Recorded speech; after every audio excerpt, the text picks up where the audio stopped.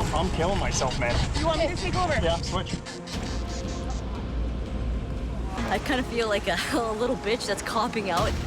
I'm not happy, but it's UFC. They throw curveballs at us, and we're here to perform. Come on, guys! Come on! Hold it, hold it, hold it! The Photonis Ultimate Forces Challenge, an annual extreme endurance competition for athletes from across the globe. On the Indonesian island of Bali, 42 elite athletes push the limits of teamwork, tactics, and pure physical strength to prove who's the fittest of them all. With the end getting ever closer for our teams, they are really starting to now feel the fatigue, both mentally and physically. In our last episode, our athletes began the competition with serious sleep deprivation. A birthday party of a certain South African athlete kept everyone awake. Dwayne, the word on the street is you're responsible. How do you plead? Guilty. Fit or not, the teams faced one of the most difficult UFC challenges to date. A 2-kilometre paddle, followed by a bit of mangrove kayaking and a trot down the beach, carrying heavy sandbags and their boat. Everybody was just praying to make it through this grueling challenge. It was hard and mentally challenging. Canada tried to outsmart the system and suffered the consequences. Their tactical mistake backfired completely, and the resulting penalty demoted them down to last place. Doing really well with coming in last. Meanwhile, in the stunning Balinese Bay, Australia surprised everyone with their dominant rowing display. We beat South Africa, and it was our event. We owned it. In the overall rankings, Canada dropped to last place.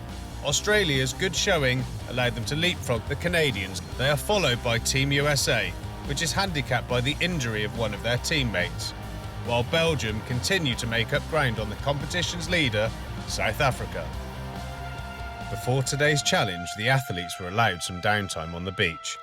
But this being the Photonis Ultimate Forces Challenge, they know in the back of their minds that the calm they're enjoying now is followed by a storm.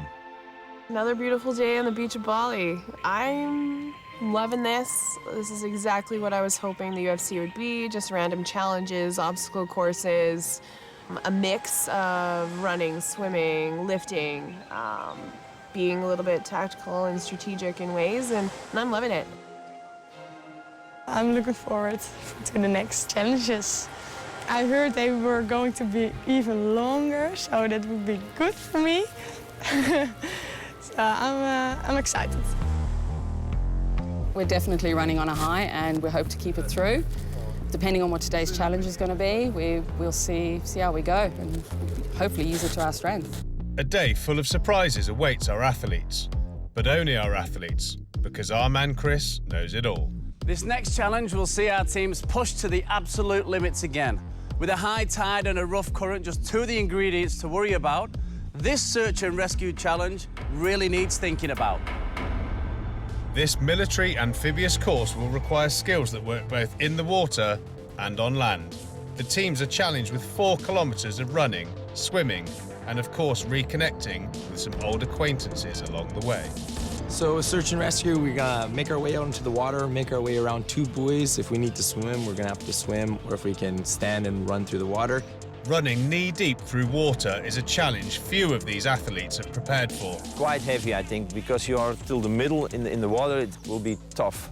By the time they reach the obstacles on the beach, they will be tired and deflated.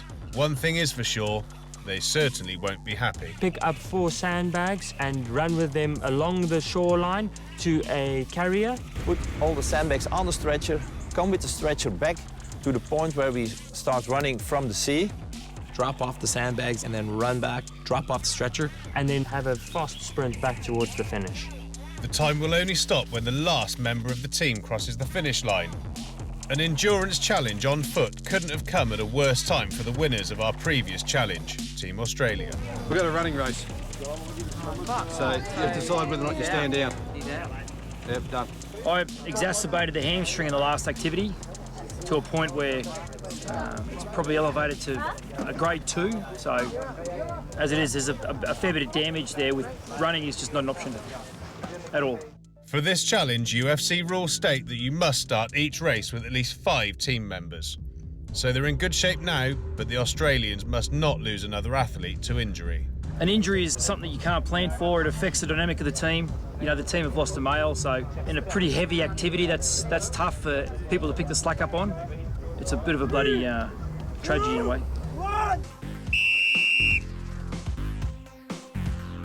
Australia may have won their previous challenge, but with a key member of their team still injured, their optimism has faded. I'm not happy, but it's UFC. They throw curveballs at us, and we're here to perform.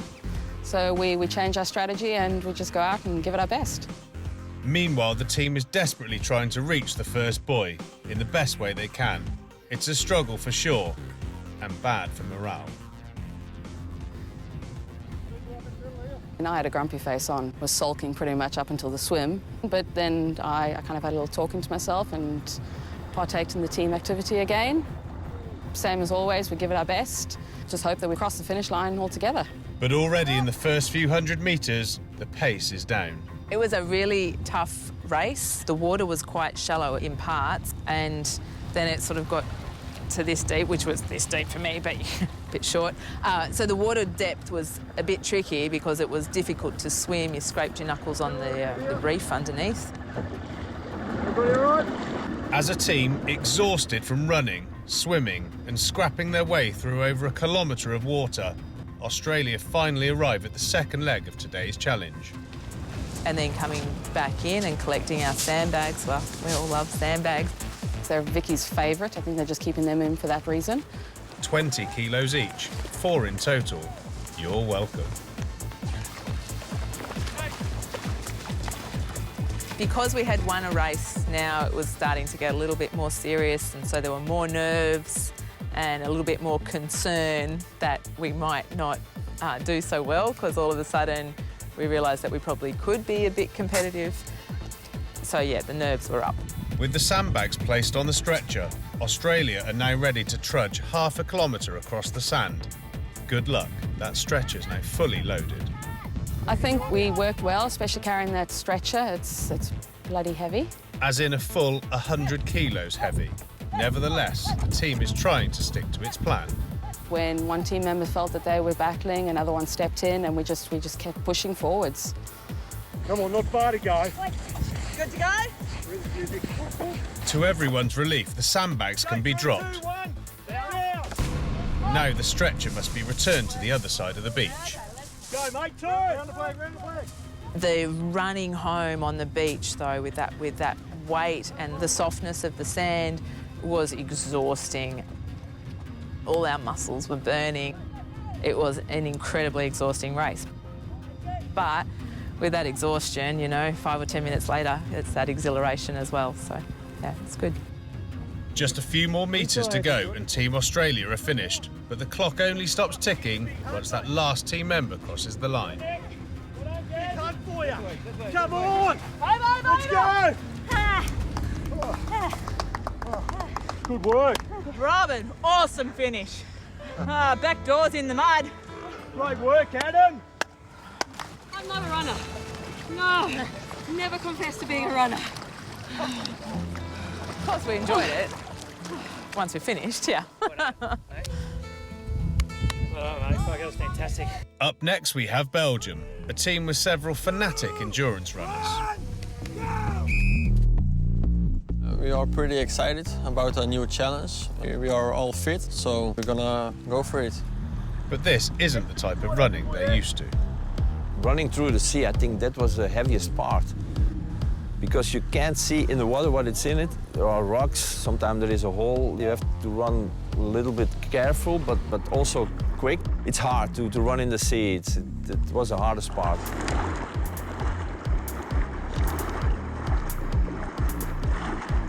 When we came out of the water with the sandbag, sandbag we knew already, so it was our friend, so the sandbag.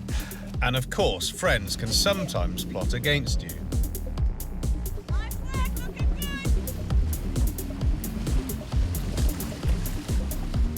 After after ploughing through the water shouldering 20-kilogram sandbags on loose sand is a nightmare even for the best trained athletes, and even worse for those who are less powerful. We told Bianca, don't carry your sandbags, just keep on running. From our team, she's the worst runner. Just keep running, we will carry the sandbags, we go to the stretch, just keep on running. With their great teamwork and role clarity, Team Belgium looked nothing like the team from the previous challenge.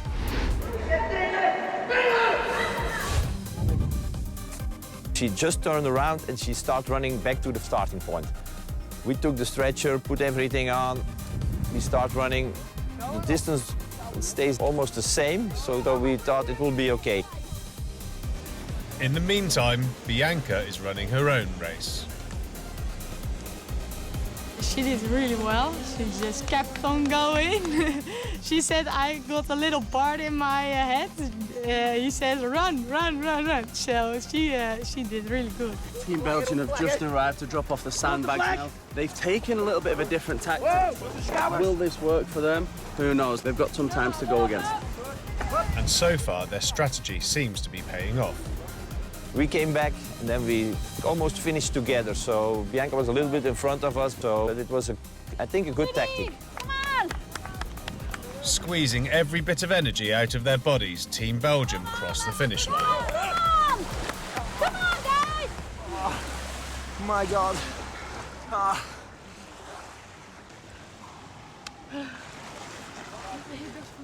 Please. Okay, guys. Attention! Back at the start line, Team Canada are ready to go.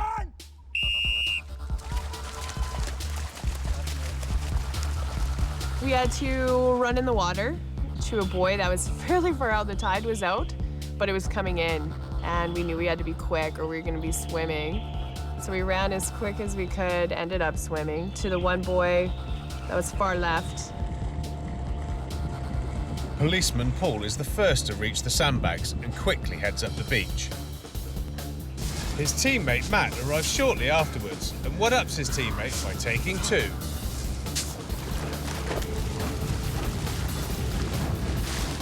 When JJ sees this, she corrects Matt immediately. Drop it, Matt! Matt obeys and drops one of the sandbags, playing into each team member's strengths. JJ lets Brooke do the heavy lifting.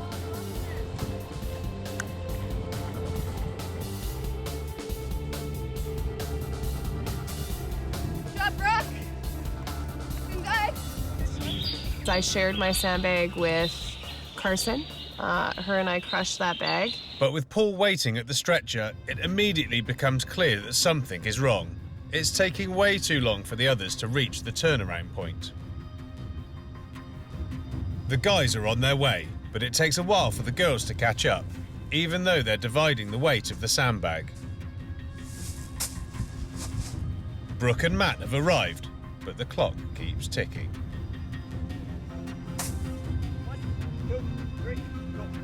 Now with the team all together, the stretcher is the next hurdle. Lisa took a corner and the guys took a corner and we worked well together. Like we had a good pace, we communicated really well and we came together on that one. I know one of the previous days, the amphibious cross, we had a bit of an issue with each other, I think, and some communication and prep work, but this one it felt good. We all felt like we equally contributed. You okay? No, I'm killing myself, man. You want me to take over? Yeah, switch. Pause. Go. Maddie, you're taking the front, I'll take the rear. Done. Ready? Ready? 1, 2, 3, down. Bags off.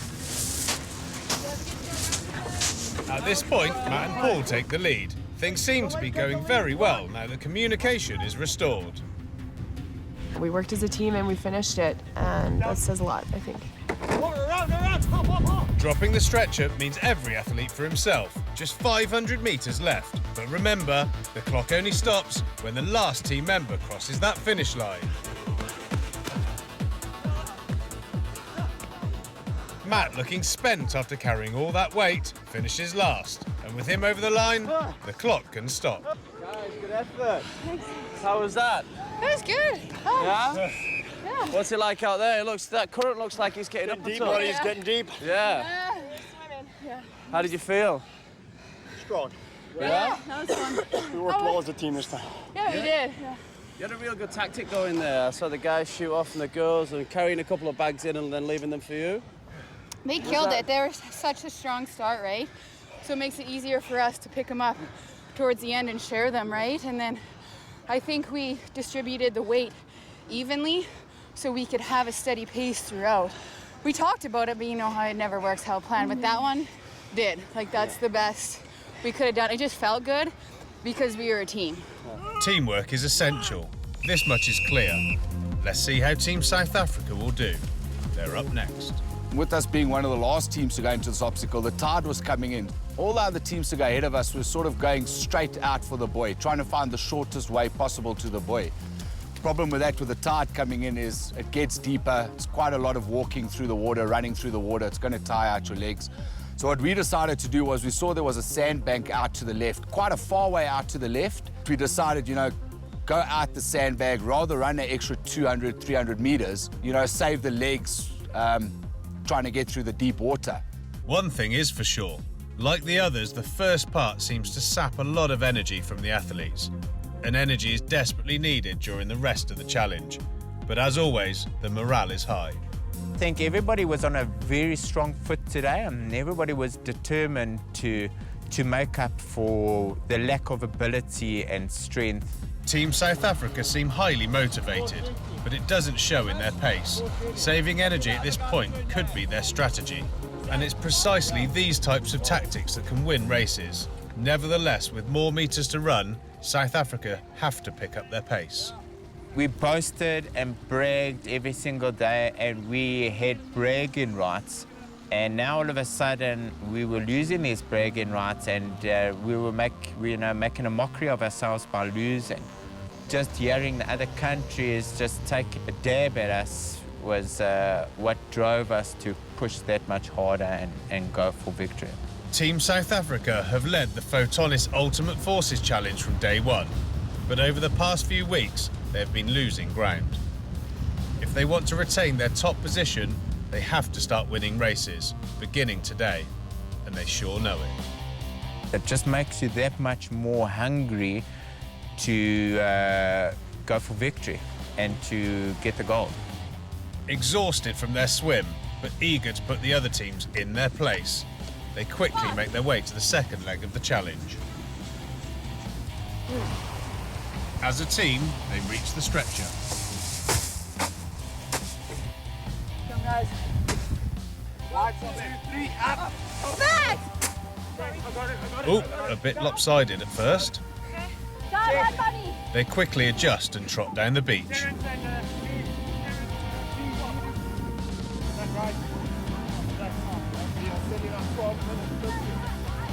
There's nothing that I'm concerned about, there's nothing I'm worried about. It's just one of those challenges where you put your head down and get through it. And that's exactly what they do. Put their head down and run. I absolutely loved it. You know, you challenge yourself, you push yourself, your adrenaline is pumping, and you just know that you're on top of your game. Once the stretcher is delivered, it's just a matter of 500 meters to that finish line.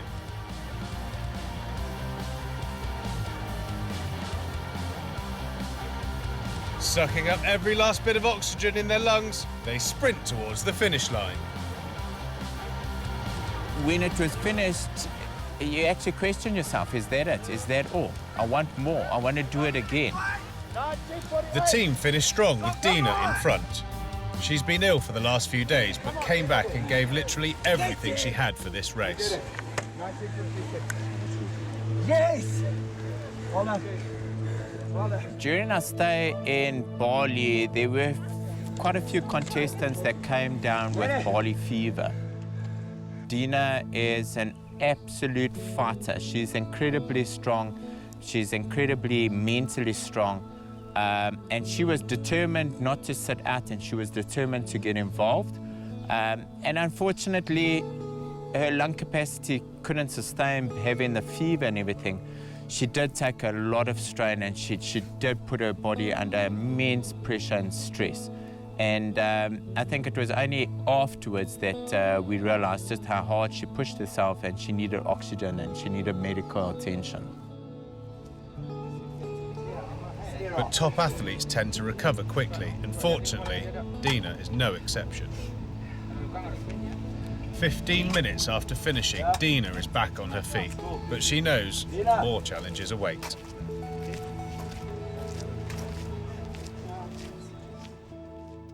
The Americans are the last team up.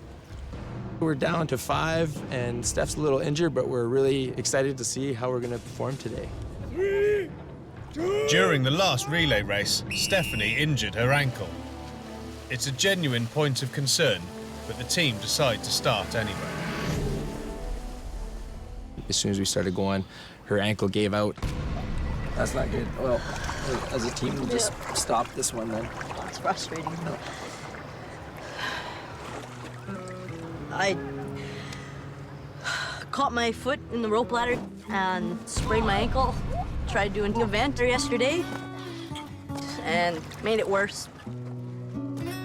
UFC rules state that at least 5 athletes need to compete in each event. Stephanie's injury forces Team USA to forfeit the race. It's emotional, right? It's shitty. Like I feel like my pride's kind of out the window a little bit here. I kind of feel like a little bitch that's copping out, and that's completely not my style. Yeah, just feel like I kind of let people down, let my team down. For Team USA, the challenge ends before it begins. This unexpected turn of events sends the team into a state of disarray. Of course, they meet up with the other teams to hear the results, obviously ended up in 5th place. Team Canada. We just finished 4th. At least it's better than 5th. A 3rd place, Team Australia. A great challenge. It's just a shame that we're not the big monsters like the other teams. So who are the monsters? Let's find out who won the amphibious Team course. South Africa.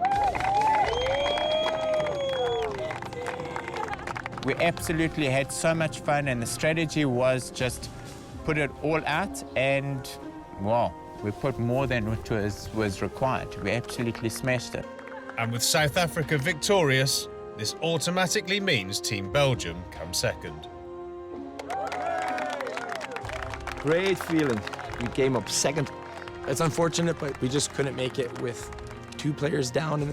Unable to finish the race due to Stephanie's injury, Team USA come last. But the real danger for the Americans is what happens in the next challenge. If Stephanie is unable to compete, then Team USA will be eliminated from the UFC tournament and have to go home.